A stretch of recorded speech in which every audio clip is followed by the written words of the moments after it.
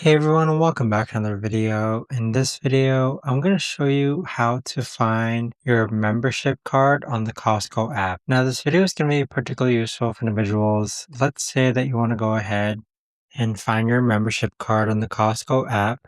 How do you actually go ahead about doing so? Now, this video is going to be short, sweet, and simple, guys. There's not going to be a lot of steps involved. Now, in order to do this, what you're first going to do is log on to the Costco app. Next, click on account on the middle hand side. Now on the top hand side, this is going to be your digital membership. So you can actually click on the QR code to pull it up, and there you have it. But that right there, guys, is the best and easiest way that I know of to actually go ahead and find your digital membership card on the Costco app. If you guys know of a better or easier way to actually do this, let me know in the comments down below. I would love to know. Thanks so much for watching, everyone, and I'll see you guys all in the next video.